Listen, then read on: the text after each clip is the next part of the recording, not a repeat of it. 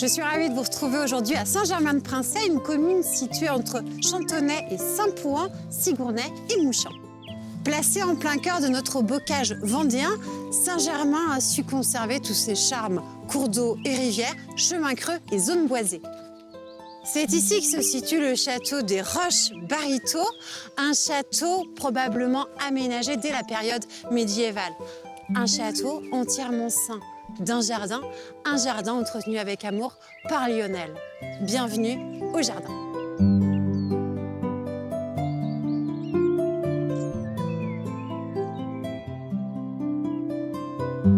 Lionel, merci de nous accueillir ici aux Roches-Bariteaux. Aujourd'hui, vous êtes jardinier de cette propriété. Depuis combien de temps? 23 ans. Comment êtes-vous arrivé jusqu'ici? En remplacement de mon père. Votre papa était déjà jardinier pour la famille Marcheguet, oui. Ici aux Roches-Bariteaux. Alors, comment s'organise ce parc? C'est assez libre. C'est un parc un peu, ce que je dirais, un peu à l'anglaise. Alors, c'est-à-dire, qu'est-ce qu'un parc à l'anglaise? C'est la végétation qui prédomine. Il n'y a pas de structure vraiment droite comme un jardin à la française. On casse toute régularité. Toute régularité, à part certains endroits comme la roseraie qui a été restructurée, des trucs comme ça. Mais autrement, on laisse la nature s'épanouir naturellement. C'est vrai que le jardin est grand. Combien d'hectares à peu près? 5 hectares. 5 hectares. Sur le parc, oui. Et on a l'impression qu'il se structure quand même autour de l'éléments architecturaux.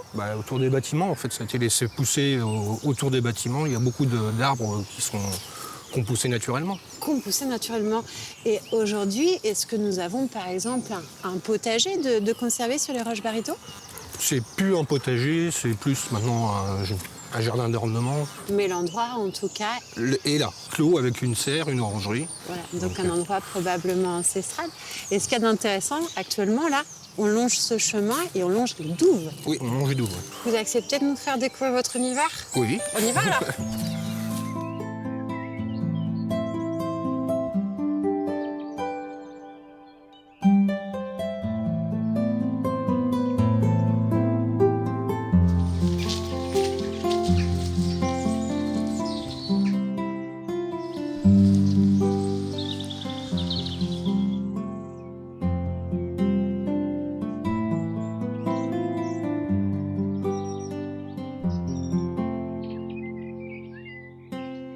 Lionel, là, on vient donc de passer à côté du manulac magnifique. Ouais, t'es en fin de c'est floraison. la fin de floraison, mais...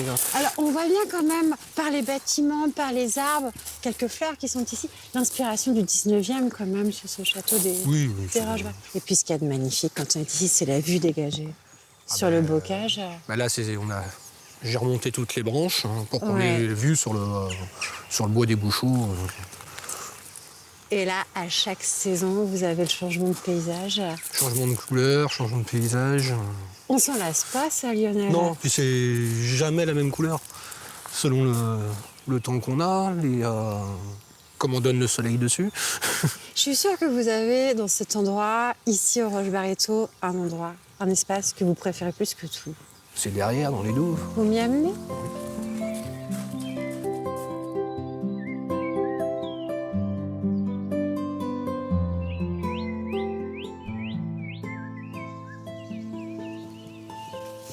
Dites-moi, Lionel, pourquoi cet endroit plus qu'un autre? Là, les Choguettes, c'est quand on est dedans, on voit tous les animaux qui se baladent dans la douve, sur la douve. Toujours ce souci d'observer, de regarder, de voir. De voir les ragondins qui se baladent, les quelques canards qui arrivent à se balader, les poules d'eau. Alors, ce qui est super, c'est quand il y a tous les jeunes. Ouais. Les petites poules d'eau qui se baladent entre les arômes et tout, qui essayent d'échapper aux quelques brochets qu'il y a encore dans la douve. Et c'est vrai que ces arômes, ils sont splendides. On a l'impression qu'ils ont toujours été là. Oui, et ça fait à peine 10 ans que je les ai mises. Et les ragondins font leur travail? On fait leur travail, ils les ont disséminés un peu partout. C'est trop bien. Non, là, c'est vraiment une image d'Épinal du château, avec ses douves en eau, son échauguette. Voilà, la bâtisse en arrière-plan et puis toutes ces fleurs qui subliment ensemble. Et vous avez les premiers bastions qui sont dans le fond. Voilà, juste ici, pour rappeler toute l'histoire des Roches-Bariteaux. Magnifique.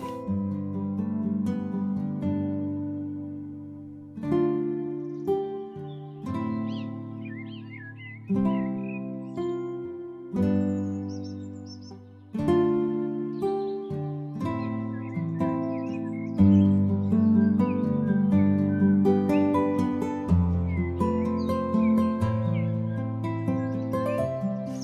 on voit tous ces arbres qui nous entourent. Alors, quelles sont les principales essences? Alors, il y a la grande allée de platanes, des hêtres pourpres, des tilleuls, marronniers, frênes. On voit tout de même un pin juste à côté. C'est le seul pin. Le pin aurait été planté pour la naissance de M. Marchelier, l'actuel propriétaire. Un beau symbole. Donc, on a bien compris, Lionel, il y a quelques années, votre papa était ici. Aujourd'hui, c'est vous. Comment se passe cette transmission? Par passion. Vous, finalement, vous avez toujours connu ce parc des Roches-Bariteaux? J'ai toujours connu le parc des Roches-Bariteaux. Je faisais du jardin à la maison, j'ai des papas au potager. Et c'était une évidence pour vous, tout petit, vous saviez que vous seriez ici aux Roches-Bariteaux? Pas forcément. Pas forcément aux roches, mais je voulais travailler dans les espaces verts. Ouais.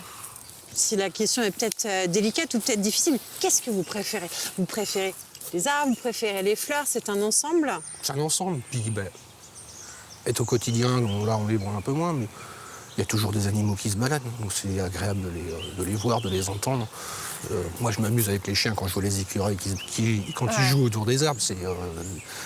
Et c'est des moments que là, je peux prendre le temps de l'apprécier. C'est un plaisir d'être dans la nature. Là, vous êtes dans la contemplation totale, justement. Oui. Et vous, Lionel, on a compris qui aimait observer. Est-ce que vous le voyez changer, ce parc? Oui, je vois depuis qu'il n'y a plus de phytosanitaire, j'ai beaucoup plus d'oiseaux qui se baladent. Peut-être pas que les oiseaux, même. Après, je le vois parce que j'ai des caméras à piège, photos. Oui. Donc j'ai du renard, j'ai du lièvre. Ouais. Là, en ce moment, j'ai des canards sauvages qui sont en train de couver. Et même aujourd'hui, d'un point de vue par réchauffement climatique ou autre, est-ce que vous voyez des changements ici? Oui. J'ai plus d'hirondelles quasiment. Avant, j'avais plein d'hirondelles, je les vois plus. J'ai des martinets, mais c'est pas... avant, c'était peut-être une cinquantaine de couples. J'en ai plus que 10 à venir. C'est un peu partout dans le département que c'est comme ça. C'est un petit peu partout, et effectivement. On a évoqué tout à l'heure la présence d'un ancien potager, aujourd'hui jardin d'agrément. Est-ce que vous acceptez de me le faire découvrir? Oui, il n'y a pas de souci.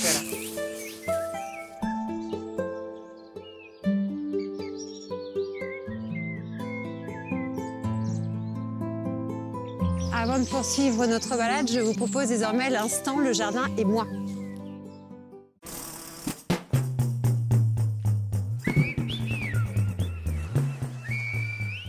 Aujourd'hui, je vais vous parler de la phytoépuration. Les eaux usées peuvent être source de pollution de la nature, essentiellement dans les zones rurales où les maisons ne sont pas raccordées au tout à l'égout. Aujourd'hui, plusieurs alternatives pour le traitement des eaux usées existent. Les microstations, les fosses septiques et la phytoépuration. Nous allons faire un zoom sur la phytoépuration. Dans un premier temps, comment fonctionne ce système? La phytoépuration utilise le pouvoir de certaines plantes dépolluantes comme la lèche des marais, les menthes aquatiques, les roseaux et bien d'autres encore. La phytoépuration fait appel aux bactéries présentes dans le système racinaire pour épurer l'eau. Les eaux sont collectées dans des grands bacs de plusieurs mètres carrés où il y a ces fameuses plantes à l'intérieur qui se nourrissent grâce aux déchets organiques. Ensuite, les eaux nettoyées retournent dans le milieu naturel. Alors tous les ans, un entretien est nécessaire vers le mois de mars où il faut couper et rabattre les plantes et les enlever. On peut faire appel à un spécialiste comme un paysagiste ou bien le faire nous-mêmes. À l'investissement, ce système est plus économique et surtout plus écologique.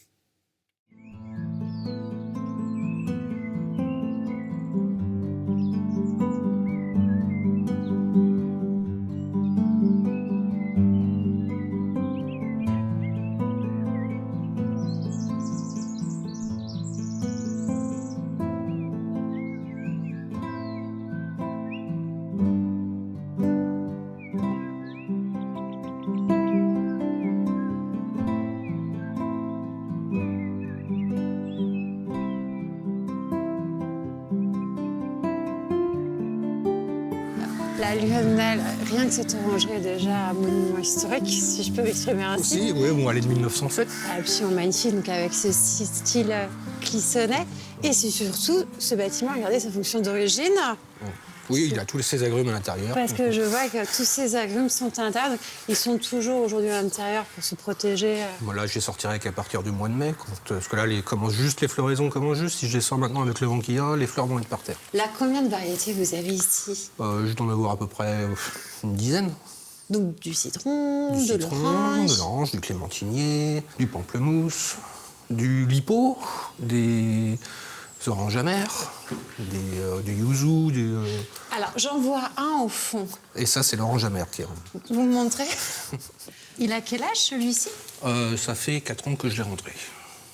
Et il va pousser. Ah bah, il va devenir, j'espère, aussi gros que le clémentinier. Et là, Clémentine, à quel âge, lui?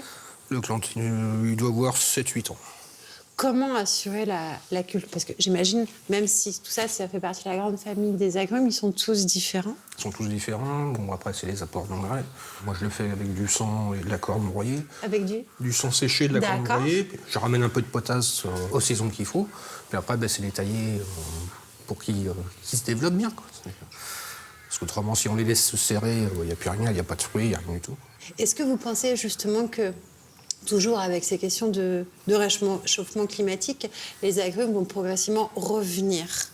Tous les agrumes peuvent venir dans nos régions. Après, il faut pouvoir les abriter l'hiver. Exactement. D'où la présence voilà, de cette orangerie.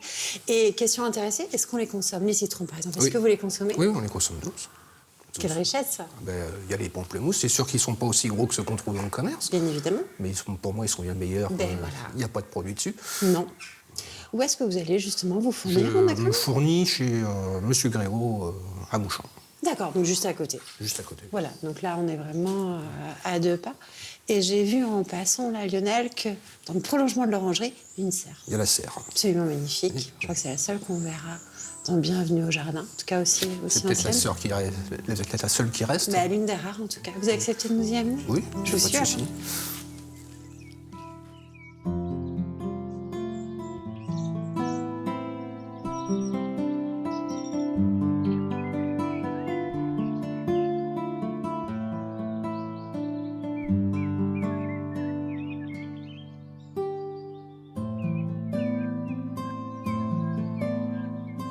Alors là, c'est un endroit qui est quand même extraordinaire. Alors, avant de parler du contenu de cette serre, comment entretenir un bâtiment comme ça, Lionel?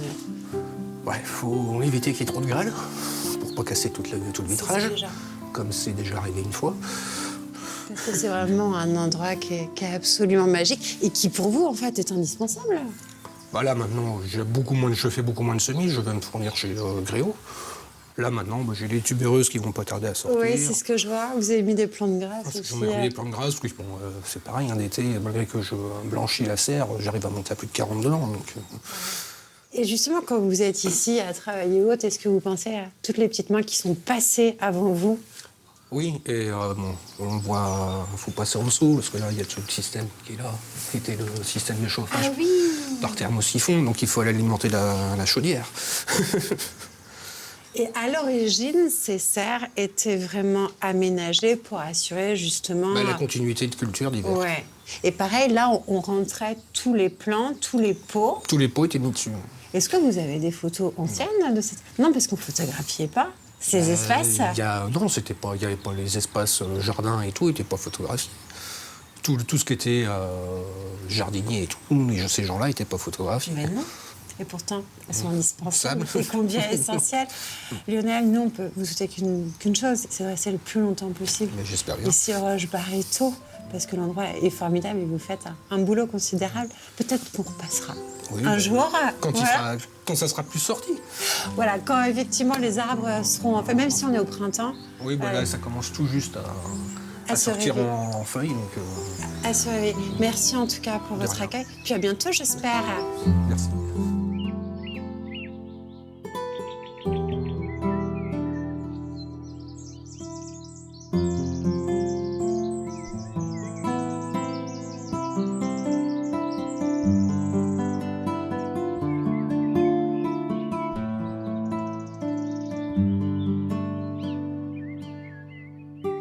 Bien évidemment, j'espère que vous aussi, vous aurez été séduits par ce jardin du château des Roches Barito. Alors sachez que la famille Marcheguet ouvre ses portes au moment de rendez-vous au jardin.